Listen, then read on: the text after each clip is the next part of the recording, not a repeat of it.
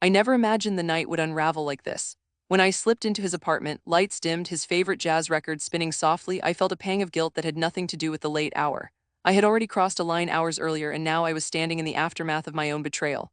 I remember the rush at the bar, his best friend's whisper, the thrill of someone noticing me. It was stupid, impulsive, one drink too many, and before I knew it, I was clutching a stranger's hand in a dark corner. His lips tasted of whiskey and regret, and mine answered with a tremble. But it was over as quickly as it began.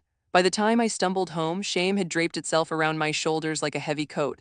I was a coward, a traitor, and I hated myself for it. I opened his front door, half expecting to see him waiting, angry, hurt, or both.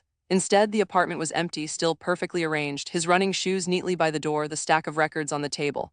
I sighed in relief, then let the door click shut behind me. I forced myself to breathe again and tiptoed toward the bedroom, rehearsing apologies I would never have the courage to speak.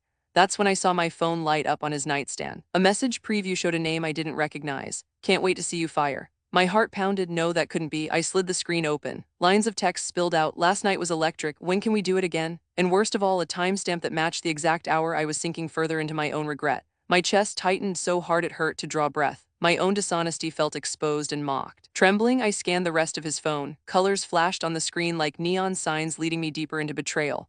Photos of them together, laughing, arms entwined, framed in hotel lobbies and dimly lit restaurants.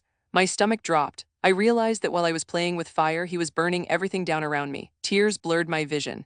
My betrayal against him suddenly felt small in comparison to his. I had hoped stupidly that my secret would die with me. Instead, his had been flourishing all along.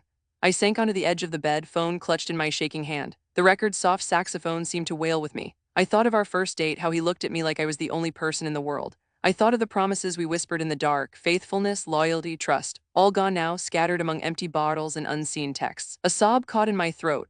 I realized that neither of us was innocent. We had both crossed lines we swore we never would, and now in this silent apartment I faced the wreckage of our love. I didn't know how to repair what was broken or if it even could be fixed. The night stretched on and the jazz record spun on, echoing the ache in my chest. I closed his phone gently and slid it back onto the nightstand, as if setting down a bomb I wasn't ready to defuse. In the darkness, I wondered if love was worth saving when both hearts were stained with betrayal. But somewhere beneath the pain, a tiny spark of hope flickered.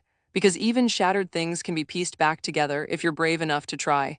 And maybe, just maybe, that was the first step toward forgiveness.